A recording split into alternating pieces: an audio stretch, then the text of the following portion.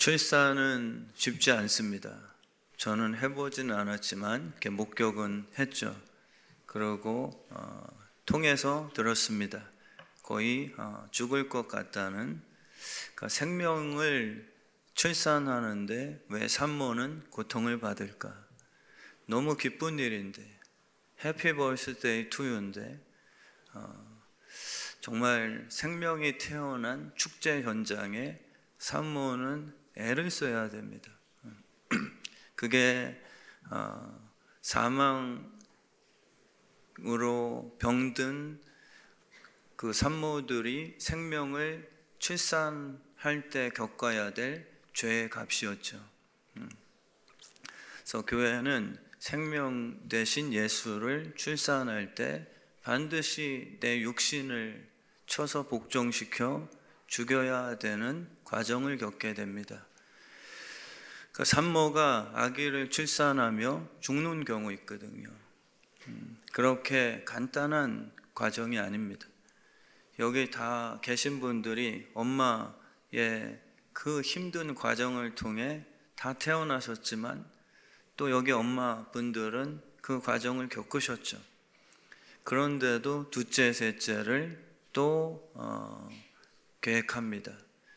근데 쉬워서가 아니라 생명에 대한 간절함이죠. 이 산모의 통증을 통해서라도 나 닮은 유전자 품은 내 자녀 생명을 출산케 하리라 라는 그 간절함, 그게 교회의 비전이 되어야 됩니다. 우리는 예수를 출산시켜야 되죠. 근데 그 과정이 내 육신을 정말 애를 써서 통증과 십자가의 좁은 길을 선택해야 되는 그 집중력에 있습니다. 그것이 없이 교회는 생명 출산이 불가하죠. 그래서 그것을 패스하려는 이단스러운 단체들이 굉장히 율법주의적이고 기복주의적이고 신비로 생명을 출산하게 하려는 그런 신비주의에 빠지게 되죠. 근데 성경은 예수 그리스도는 십자가 산모의 고통을 통해서만 반드시 출현하게끔 된다라고 말씀해 주시는 겁니다. 아기는 살았는데 엄마가 죽는 경우도 있거든요. 그럼 누가 먼저냐? 싸움. 그럼 누가 더 먼저냐라고 질문할 수 있죠. 엄마의 모습은 죽은 시체거든요. 자녀를 출생시켰지만 사실 엄마가 시간적으로 보면 부모죠. 자녀보다 부모가 역사적인 관점에서 볼 땐 먼저 된 자입니다. 근데 성경은 먼저 된 자가 나중됐다, 나중된 자가 먼저 됐다 라는 말씀을 주시거든요. 그게 사실 우리는 이렇게 새가족, 늦게 믿은 자, 뭔가 달리기 할 때 짜릿한 역전극 이런 식으로만 또 생각하지만 본질은 예수님이십니다. 나중된 자인데 먼저 된 분이다. 그 뜻을 오늘 요한계시록 통해서 이렇게 풀어주고 계십니다. 엄마는 죽었으니까요. 그러면은 먼저 시작했으나 삶이 끝났습니다. 그러면 누가 먼저인가요? 갓 태어났지만 그 생명이 이제는 먼저예요. 그 더군다나 나중에 태어난 아이를 통해 놀랍게 죽은 엄마가 기적의 손길 통해 살아났다. 그러면 누가 살리는 데는 먼저이냐? 이것을 성경은 이야기하죠.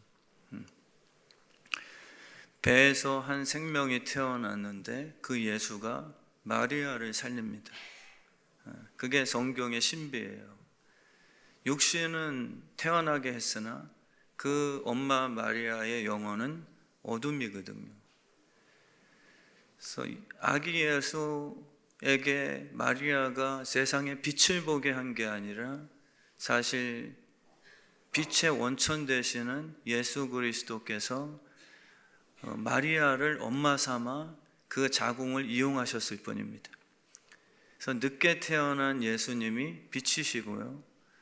그 예수를 출산케 하였으나 마리아는 어둠 속에 있었는데, 그러면은 육은 먼저였지만 죽은 영을 살려내는 자가 늦게 태어난 아기 예수 아들이었다면 누가 먼저겠느냐? 이것이 우리 영적으로 이해해야 될 복음의 핵심이죠. 그 성경은 예수를 잉태한 마리아가 육신적으로는 엄마의 역할이었지만 주님께서는 누가 내 어미냐? 육신의 엄마가 자녀를 구원시킬 수 없다. 이것을 이야기하시죠. 목사의 딸로 아린체리니가 태어났다고 해서 자연스럽게 구원받는 게 아닙니다. 그리고 우리 교회에서도 보시면 아들, 딸이 먼저 예수를 믿었어요. 부모님은 늦게 믿으셨는데 그 믿는 그 과정이 먼저 믿었던 자녀들의 전도를 통해서 엄마 아빠가 늦게 영적으로 태어났단 말이에요. 그럼 누가 먼저냐? 영적으로는 어미가 아니다. 나를 태어나게 했지만 영적으로 구원시켜주지 못할 죄 지은 부모라면 그거는 사실 슬프다. 그래서 예수님이 말한 건 불효자가 아니에요. 부모도 못 알아보는구나. 십자가에 달려서 고난 속에 헤매다 보니 정신 나가버렸구나. 이게 아니에요. 그 복음의 핵심을 말씀하시는 거죠. 엄마는 자녀를 살리는 태가 돼야 되는데 쇳덩이를 출산한다. 그래서 예수님의 어머니는 있을 수 없어요. 예수님이 근본이 되시죠.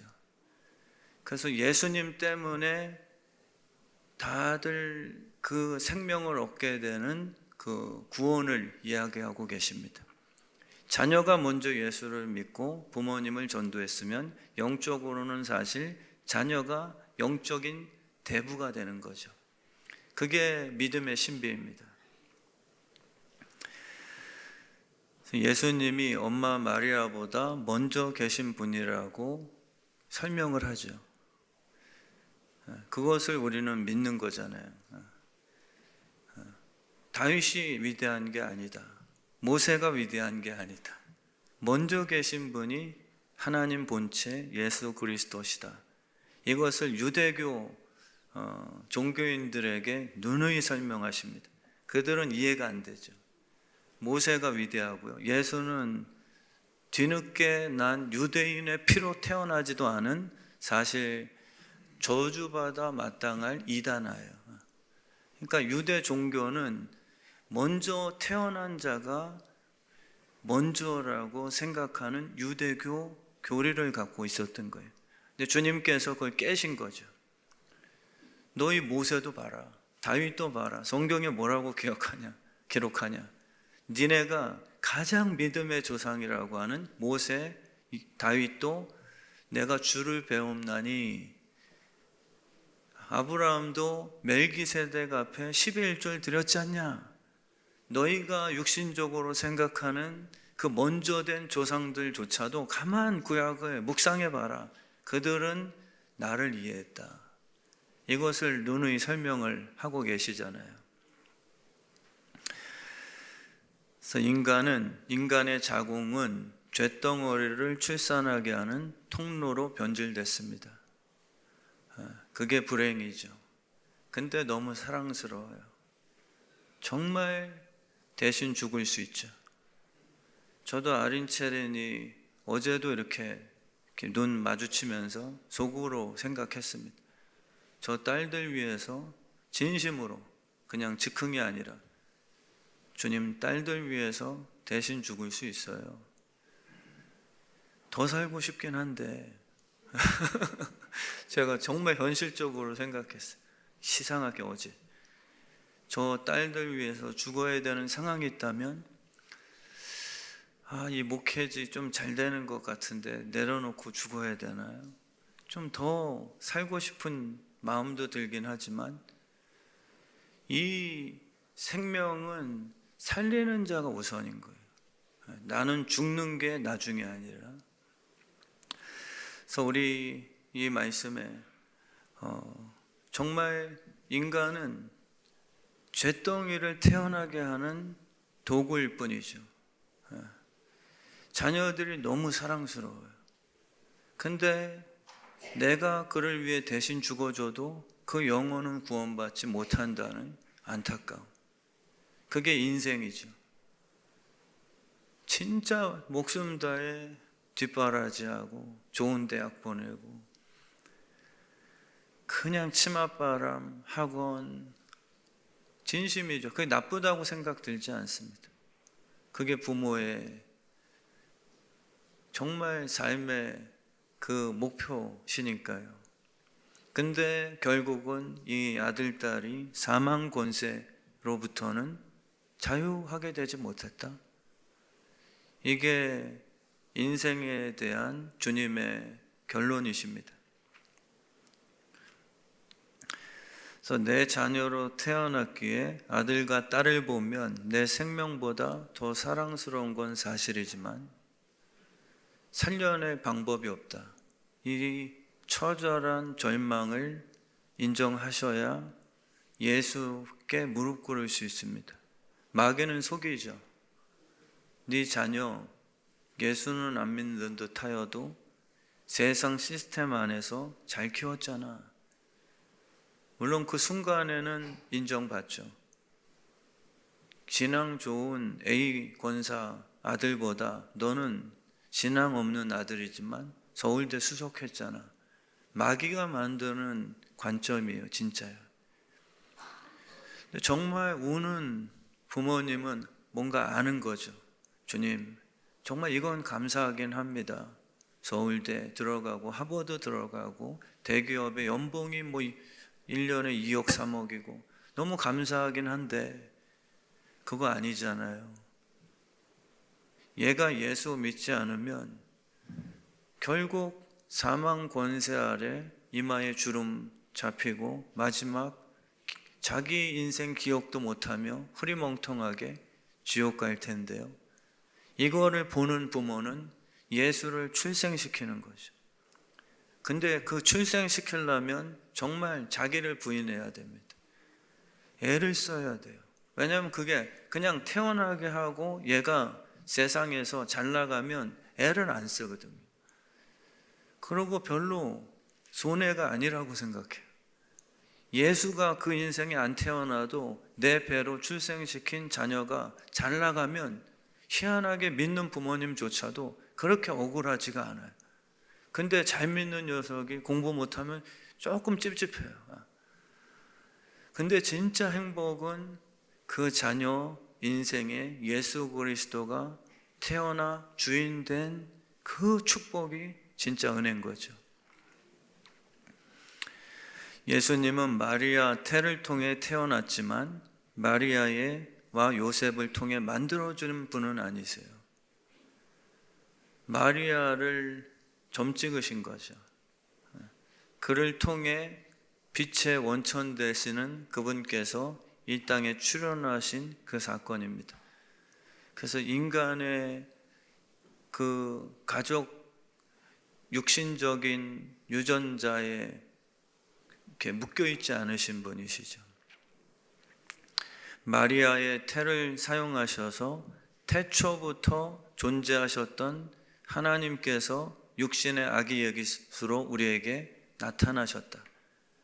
이걸 우리는 믿는 기독교입니다. 이사야 11장 1절 말씀에 보셔도 이새의 줄기에서 한 싹이 날 것이라고 예언했죠. 그래서 우리는 이새가 예수님의 조상이라고 모세와 다윗을 더 띄워버립니다. 그게 유대 종교거든요. 거긴 다윗이 최고 권위자예요. 예수님은 죽이는 거고요. 네가 모세보다 위대하냐? 그게 우리의 정말 죄로 어둡게 된 그러한 장님의 그 증상이죠. 유대 종교인들은 모세가 권위자예요. 다윗이 태평천하를 이룬 왕이기 때문에 그를 언제나 추종하죠. 우리 사회도 그럴 수 있어요. 지금 우리의 정치판, 대한민국의 지금 우리의 마음가짐, 그런 대통령, 이순신 장군, 그런 정치인 꿈꾸십니까? 아니면은 예수 그리스도, 그분의 통치 아래서 모든 상황 속에서 믿음으로 살아가는 백성됨을 우리는 선택하는 거죠. 그래서 종교는 태평천하를 이룬 다윗만 높이 올립니다. 예수는 십자가에서 죽었으니 깜이 안 되는 거죠. 육신을 정치해방을 시켜줄 다윗의 후손으로 찾아올 또 다른 다윗, 죄를 진 아담이 온 인류를 썩게 만들었죠. 근데 제2의 아담을 기다리는 게 아니고요, 제2의 아담은 제1의 아담 때문에 죄 바이러스를 유전적으로 안고 태어난 그 절망. 근데 제2의 아담은 그냥 정치 해방이나 다윗처럼 태평성대 다윗에게 주신 분이 예수거든요. 그 시대 때는 그 은혜를 주신 거예요. 그렇지 않는 왕들도 버리신 게 아니라 그때 시대에 나름대로 주님께서 통치하신 거죠. 근데 이 종교인들은 잘 사는 대통령의 후손을 원한단 말이에요. 근데 우리도 비슷할 수 있어요. 진짜 예수를 원하는 게 아니고 정말 예수 그리스도를 통해서만 죽은 영혼들이 구원받을 수 있다는 그의 기다림. 그게 안 되는 거죠. 유대인들은, 우리 같은 선민들은 다윗의 제2의 다윗이 등장해서 이스라엘 민족을 탁월하게 온 세상에 가장 잘 사는 부강한 나라로 만들 수 있는 그런 다윗의 자손을 사실 기다린 거예요.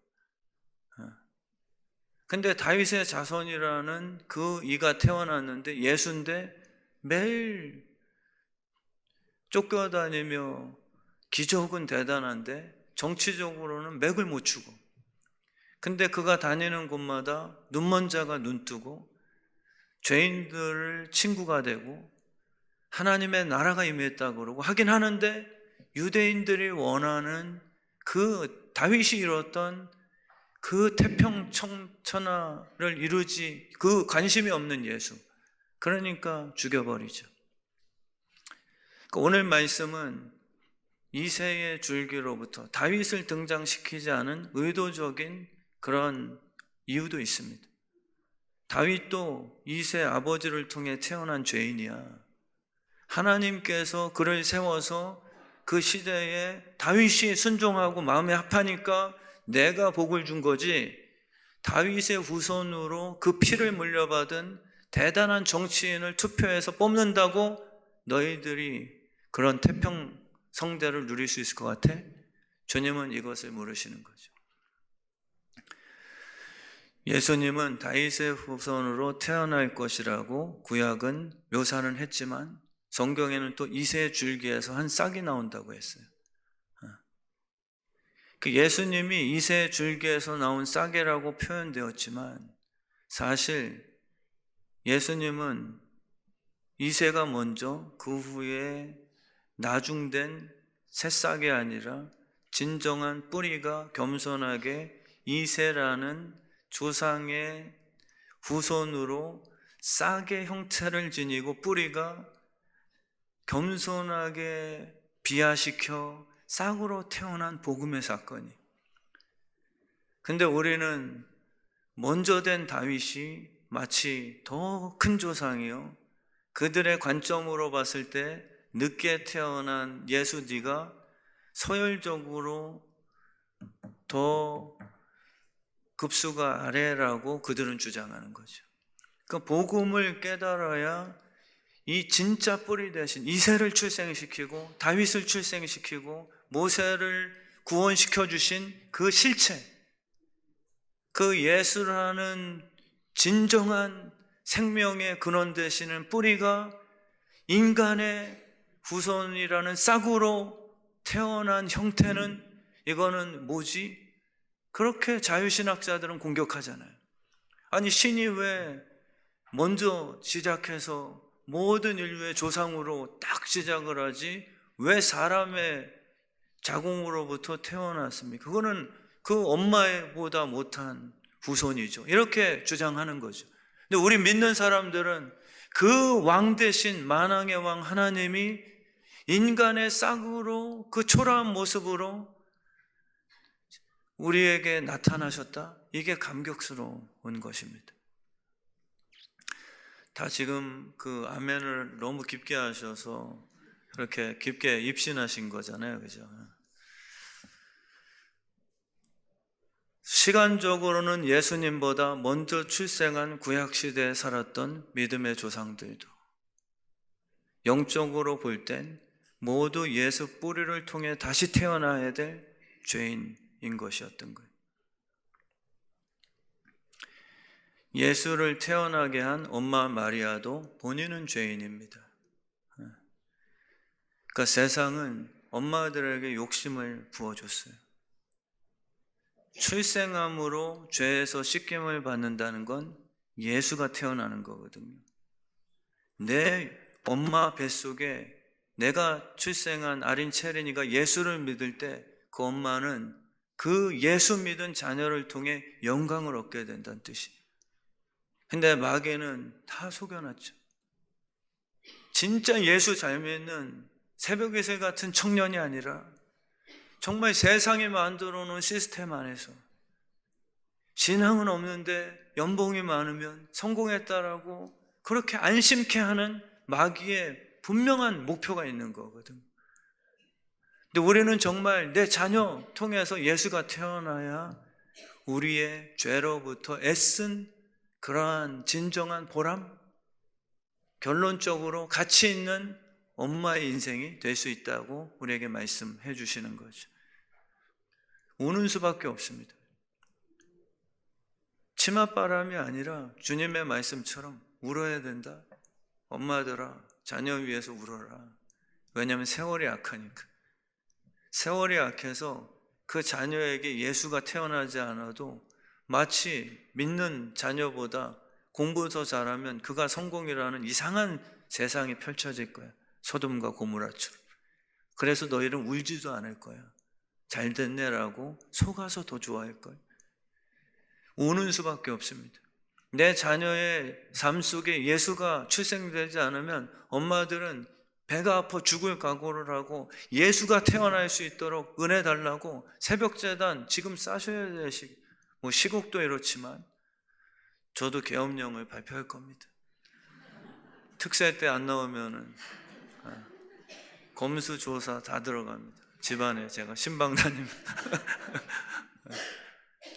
주님께서 괜히 하신 말씀은 하나 없거든요.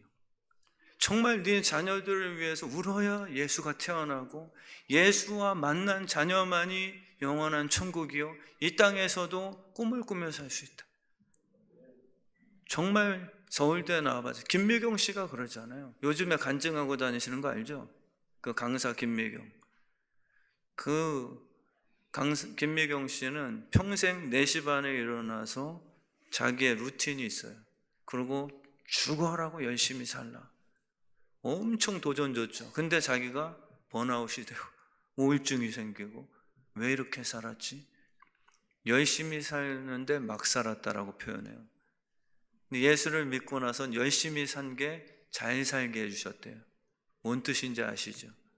세상은요 죽어라 열심히 사셔도 사망의 늪에서 벗어나지 못해 희한하게 올라가는 게 아니라 늪이 더 세요. 그래서 열심히 살았는데 내 위치가 왜 더 1m 더 들어갔지? 이걸 느꼈다는 거예요, 김미경 씨가. 근데 주님의 은혜는 독수리처럼 주님이 성령의 바람 불어 뜨게 하시는, 내가 한 것보다 항상 높이 있게 하시는, 그 예수 그리스도가 출생되지 않으면 모든 인생은 늪으로 시작되라. 죽어라 열심히 해서 누가 더 조금 더 늦게 그 늪에 빠져 사망하느냐의 싸움일 뿐, 자기네들끼리 조금씩 자랑하는 거죠, 그냥.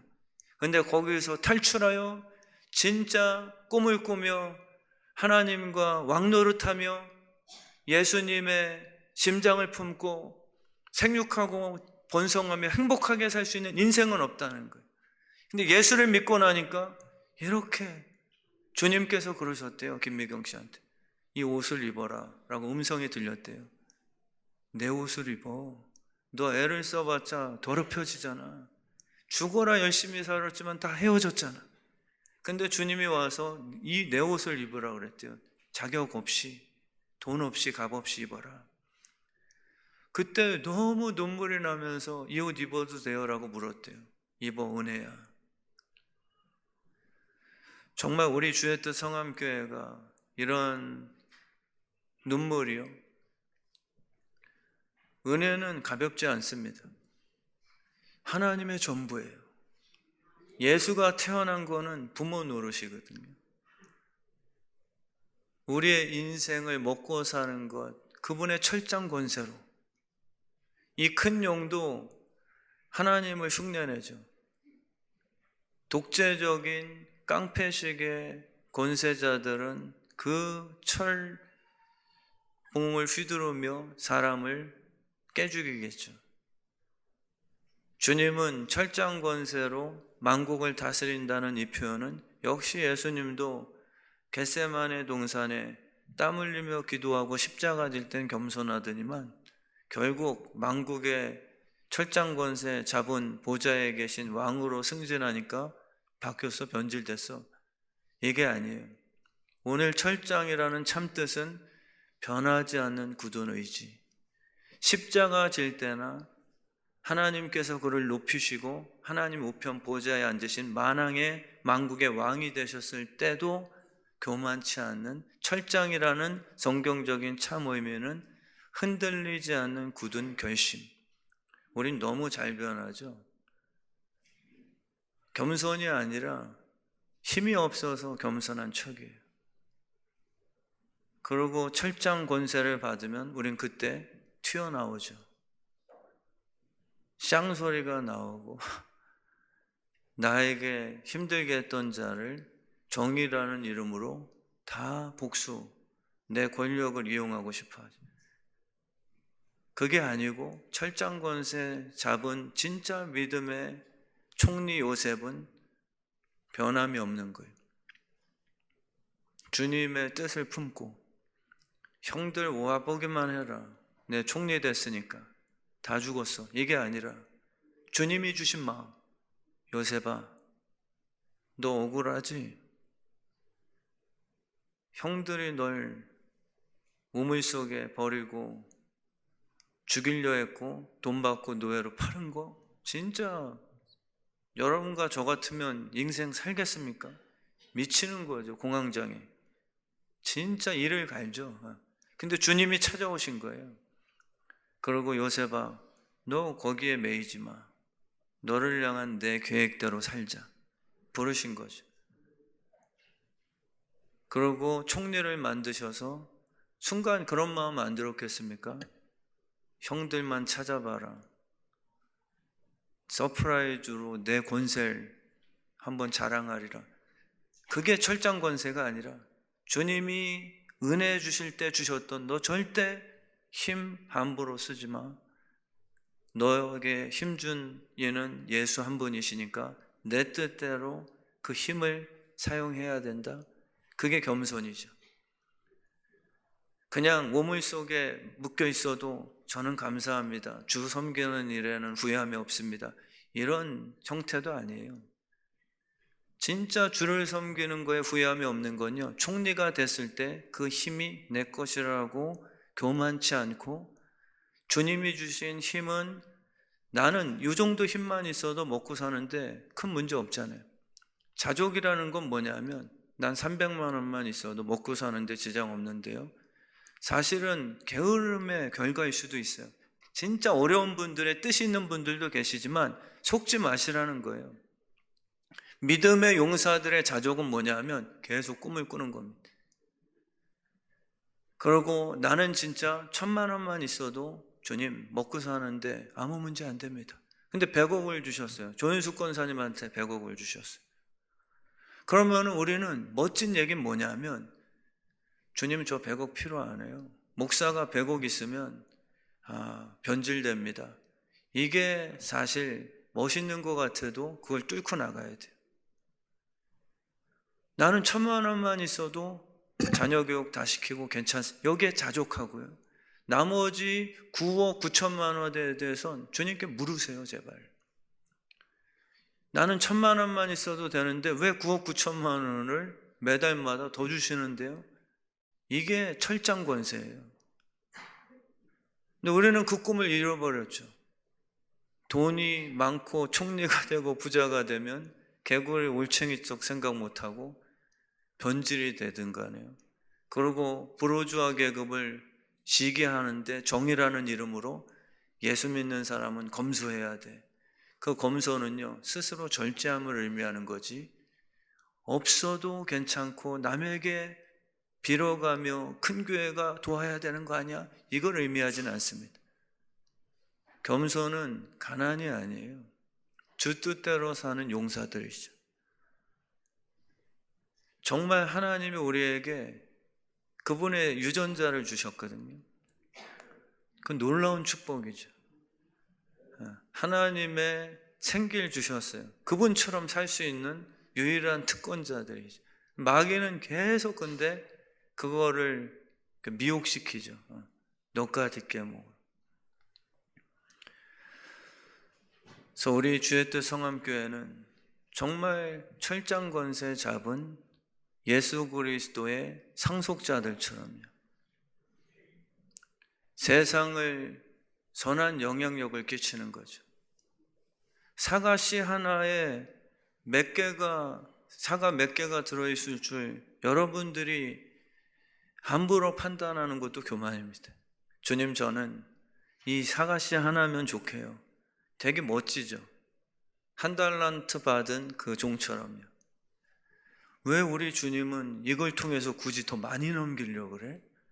이게 가룟 유다 생각처럼 되게 멋있게 보여요. 왜 이 300데나리온 갖다가 예수님의 바래보? 겸손은 가룟 유다의 생각이 아니에요. 진짜 겸손은 300데나리온을 내 육신을 위해 쓰지 않고 예수님의 장래를 위해서 써라라는 말씀에 순종하는 그 부자들이 진짜 겸손일 수 있다는 거예요. 왜 사과씨 하나가 귀중하냐? 내 의를 그때 나타나지 말라는 거예요. 나는 사과씨 하나라도 교인 10명만 있어도 진짜 주님께서 북한이라든지 일본이라든지 아무리 열심을 해도 충성을 다해도 그 시대가 악하기 때문에 정말 하나님께서 선지자처럼 보내시는 분들 계시죠. 근데 때론 멋진 이야기에 우리가 속습니다. 교인이 하나도 없어도 뭐 큰 교회만 다 교회인가? 틀린 말씀은 아니지만 대신 죽어라 충성해야죠. 주님의 말씀에 겸손히 순종하고 새벽제단 지키고 코피가 터지더라도 특세 나오시고요. 잠깐 특세 제가 광고를 할 거니까. 그 씨앗이 소중한 이유는 하나님의 플랜이 들어있고 꿈이시기 때문이에요. 그냥 내가 꿈꾸지 말라는 거예요. 나도 씨앗이거든요. 근데 우리는 사상이 들어가서 뭐 겸손이라는 멋진 포장으로 막 뭐 예수 믿는다고 다 부자 됐습니까? 부자가 아니라 주님이 씨앗 속에 심겨놓은 사과의 열매가 얼마나 맺혀질까? 내가 죽어야 된다. 그게 진짜 겸손이에요. 그러고 그것을 주 뜻대로 공급하는 거죠. 그게 통로거든요. 근데 대부분은 내가 판단해요. 그러고 내가 한 10,000개는 돼야 뻐기고 다닐 수 있지. 양극단이죠. 정말 우리 교회는 주님의 뜻대로 그분이 철장권세 잡은 왕으로 섬겨서 그분과 함께 동역하며 생육하고 번성하는 그러한 교회 공동체가 되길 진심으로 축원합니다. 마귀는 어느 곳에나 다 있습니다. 제 딸들에게도 늘 얘기해요. 누구 탓하며 살지 말자, 린체를. 아빠도 그래 봤잖아. 개척을 할 때가 저한테는 제일 심한. 근데 오늘 말씀 보시면요, 하나님께서 이 영광스러운 해 옷을 입고 달을 발로 밟은 얼마나 멋져요. 근데 그 여인을 출산 후에 그 자녀를 데리고 광야로 이끌어내세요. 얼마나 억울합니까? 이때 조심하셔야 될 게, 교회가 이렇게 힘없어도 되나? 철장 권세 잡은 큰 용과 손잡지 말라는 거예요. 이 광야는 그냥 사람 살기 힘든 폐허 땅을 의미하는 게 아니라 큰 용이 권세를 잡은 큰 성 바벨로나 여기와 대조시키는 그러한 목적이세요. 광야는 못 사는 장소가 아니라 예수로만 사는 것을 의미하는 거예요. 큰 성은 바벨론 왕의 큰 용에게 다니엘과 친구들이 우상 앞에 절하면 먹고 사는 문제가 해결되는 신도시고요. 근데 하나님께서 예비하셨다고 표현하셨어요. 너무 기쁘지 않으세요? 저는 예비하신 게 아니라고 생각해요. 정말 창피하지만 정말 많이 울었습니다. 왜 저만? 지금에 와서 진짜 이거 얘기하면 제 목회에 도움이 안 될 수 있어서 숨기고 싶지만, 그 조그만 요밖에 안 되는 목양실에서 왜 주님 힘들 때마다, 은혜 될 때는 또 막 이 검소한 목사, 개척한 목사, 우리 형제들이랑 다른 걸 선택하니 놀라운 능력에 좀 이렇게 막 자기 자뻑하다가 딱 힘들어지면 주님 왜 저만인데요? 근데 이 말씀처럼 깨닫게 하시니까 예비하셨대요. 그 광야를 예비하셨대요. 그러면은 문제 풀린 거 아니세요? 우리의 불평은 주님 예비하신 거 맞아요? 왜 속에는 이렇게 영광스러운데, 요셉은 속에는 꿈이 너무 화려한데, 형들이 다 절하고 아버지 부모님까지 내게 절했다고 시작 서론은 너무 화려한데 진행 과정 1편, 2편, 3편은 우물 속에 버림받고 감옥에 갇히고. 근데 성경은 얘기하죠. 내가 예비한 곳인데 그 장소에서 훈련받아야 총리가 됐을 때 철장 권세로 너희가 다스릴 줄 아는 예수 성품 된다. 맞는 얘기잖아요. 그 과정 없이 철장을 딱 손에 들면 우리는 형제 다 깨부실 거예요. 그 철장 권세는 자기의 심지예요. 형들이 찾아왔을 때 오히려 놀라지 마세요. 하나님이 먼저 나를 보내셨어요. 양식을 배급할 수 있는 축복의 통로로 쓰임받게 되는 거죠. 정말 저희 교회가 그런 교회 되게 하신 줄 저는 확신합니다. 정말 패배주의 안 돼요. 우린 부활의 용사들이잖아요. 마귀도 항상 역사하죠. 큰 용은 늘 우리를 미혹시킬 겁니다. 그러나 절대 시험 들지 마세요. 그 인간들 때문에 우리 망한 게 아니라 예수 때문에 늘 살아난 거니까. 이 공중에도 미세먼지만 있는 게 아니에요. 불평거리만 있는 게 아닙니다. 늘 양면이에요. 우리에게 함께 하신다. 여호와는 나의 목자신다. 목자의 그 특징은 동행인데요. 우리는 예수가 보여도 사망의 음침한 골짜기면 예수 뭐야? 그러고 잡아 죽인 거예요. 근데 바울이 되고 복음을 만나고 하나님의 성품을 깨닫다 보니까 사망의 음침한 골짜기라도 해를 두려워하지 않는 것은 예수가 나의 목자가 되는구나라고 관점이 바뀌어버렸죠. 이제 종교인이었을 때는 어제 사망의 음침한 골짜기, 내 자식 새끼 왜 그래? 내 건강 왜 그래? 왜 이런 사고가 터졌지? 이렇게 불평거리만 봤던 우리의 세계관이 깨져버리고 이 사망의 음침한 골짜기가 예비된 것이고 주님이 안 떠나시고 나를 목자 삼아서 이끄시니 결국 푸른 초장으로 반드시 간다. 100% 간다. 이걸 믿게 되니까 우리의 세계관이 바뀌어서 항상 기뻐할 수 있게 되는 거예요. 이 공기 안에도 수소 에너지가 있습니다. 넥소 차주들이요. 그 놀라운 진짜 기술 아닙니까? 누구는 이 공기에 더러운 세상의 공기, 뭐 이 헬조선. 어떤 이는 이 공기 안에서 자동차가 달릴 수 있는 에너지를 뽑아내고 있으니, 필리핀에 폐허가 된 그 클락, 미군 부대가 화산 터져서 다 철수한 그 땅에 필리핀 사람들은 좌절만 있는데 한국 사람들이 들어가서 신도시를 만들어 놨습니다. 치킨집이 많아요. 막 한국을 그대로 갖다는 것 같아요. 우리 예수 믿는 사람들도요, 감옥 속에서 찬양 에너지를 뽑을 수 있습니다. 정말 주님은 우리를 가둬두고 죽이려고 하는 생각이 1도 없으세요. 우리가 정말 매 순간마다 원망이 아니에요. 어떠한 상황에 처하든지 부디 이기십시오. 그리고 그 순간에 무릎 꿇고 공중에 역사하시는 하늘의 에너지를 축출해내시는 거죠. 꿈을 해석할 수 있는 지혜가 여기 떠돌아다닌다니까. 근데 우리 항상 마귀가 주는 것만 붙들고 시험들 준비를 이미 다 갖췄어. 쳐다만 봐도 저 눈동자 왜 저래? 진심이 아닌데도 우리는 내 상처가 알아서들 막 상처를 축출해내죠.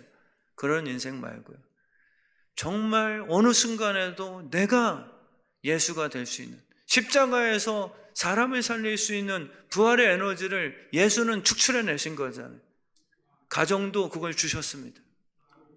부부관계도, 교회 내에서도, 목장에서도 주님께서는 이미 다 주셨어요.